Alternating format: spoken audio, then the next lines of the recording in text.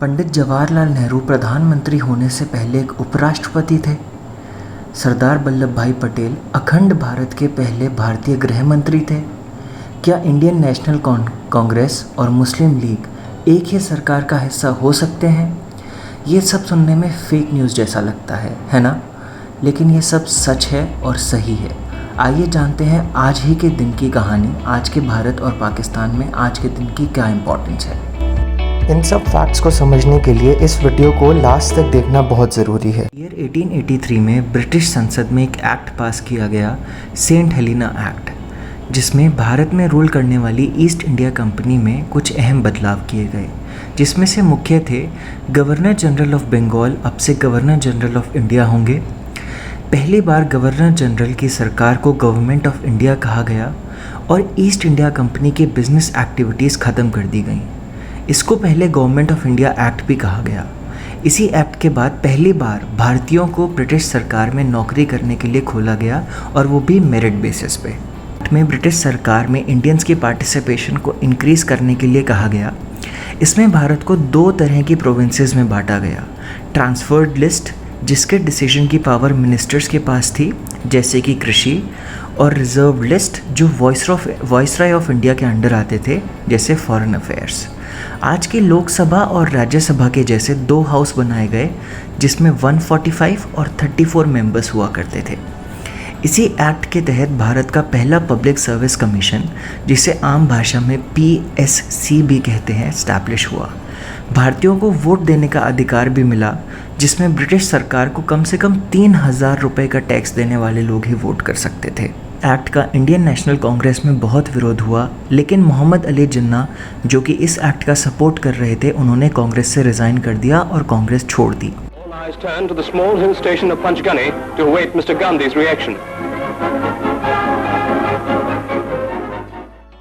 First world war के बाद भारत को आज़ादी देने के अपने प्रॉमिस को तोड़ते हुए ब्रिटिशर्स ने फेमस राउंड टेबल कॉन्फ्रेंस और साइमन कमीशन के बाद 1935 में इसी गवर्नमेंट ऑफ इंडिया एक्ट में कुछ सुधार किए, जिनमें से कुछ मुख्य थे भारत में रिजर्व बैंक की स्थापना होना, काफ़ी हद तक भारत की प्रोविंसेस को स्वायत्तता देना, लेकिन ब्रिटिश के पास इस स्वायत्त सरकार को हटाने की पूरी पावर थी, और डायरेक्ट इलेक्शंस इंट्रोड्यूस किए गए।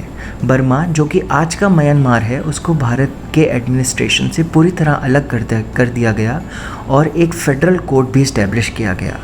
इसी एक्ट के तहत भारत ने संघीय ढांचा अपनाया, यानी कि फेडरल सिस्टम, जो आज भी फॉलो किया जाता है।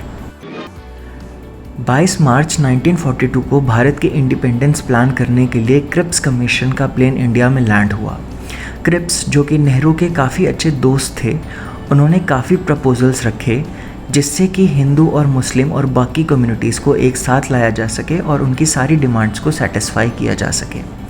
लेकिन ब्रिटेन के इंटरनल स्ट्रक्चर, जिसमें prime minister Churchill, Leo Amery, his majesty secretary state of India and viceroy lord Linlithgow, सब आपस में कंफ्यूज्ड थे कि क्रिप्स को एक्चुअली में इंडिया में क्या करने के लिए भेजा गया है।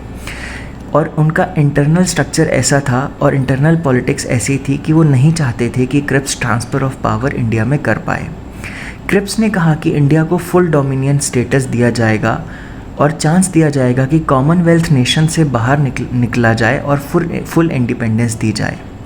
कॉमनवेल्थ नेशन वैसे वो देश हैं जहाँ पे ब्रिटेन के क्राउन का डायरेक्ट कंट्रोल हुआ करता था, लेकिन क्रिप्स अपनी बात लोगों तक नहीं पहुंचा पाए और मुस्लिम लीग और इंडियन नेशनल कांग्रेस किसी एक ग्राउंड पे सेटल होने के लिए रेडी नहीं हुए। इसलिए क्रिप्स मिशन को पूरी तरह से फेल होता हुआ नज़र आने लगा। गांधी जी ने भी इस ऑफ़र को पूरी तरह डिक्लाइन कर दिया और क्विट इंडिया मूवमेंट लॉन्च कर दिया। क्विट इंडिया मूवमेंट की वजह से बहुत सारे लीडर्स को जेल भी हुई, लेकिन जिन्ना ने क्विट इंडिया मूवमेंट को अपोज़ किया और ब्रिटिशर्स का साथ दिया, और उस समय मुस्लिम्स का ब्रिटिशर्स को काफ़ी सपोर्ट मिला। इसी वजह से ब्रिटिशर्स इंडिया पे और आगे तक रूल करते रहे।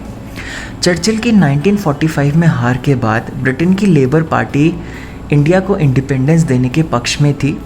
इंडियन लीडर्स ने फिर 1945-1946 के प्रोविंशियल इलेक्शंस में पार्टिसिपेट किया। 1946 में इलेक्शंस के बाद एक अंतरिम सरकार यानी इंटरिम गवर्नमेंट बनाई गई, जिसमें कांग्रेस पार्टी ने 208 सीट्स जीती और मुस्लिम लीग्स ने 73 सीट्स जीती। वॉइसरॉय एग्जीक्यूटिव काउंसिल को कैबिनेट मिनिस्टर्स की तरह पावर्स दी गई और पंडित जवाहरलाल नेहरू को उप प्रधानमंत्री बनाया गया। जिन्ना इंटरिम गवर्नमेंट का पार्ट बने, लेकिन अपने पाकिस्तान बनाने को लेकर काफ़ी ज़्यादा अड़े रहे और आज ही के दिन इंटरिम गवर्नमेंट का गठन हुआ। आई होप आप लोगों को आज के दिन यानी 2 सितंबर की इम्पोर्टेंस इंडिया की हिस्ट्री में समझ आई होगी। अगर आपको ये वीडियो अच्छी लगी तो प्लीज़ इसको अपनी फैमिली एंड फ्रेंड्स के साथ शेयर कीजिए एंड चैनल को सब्सक्राइब कीजिए। Thank you so much.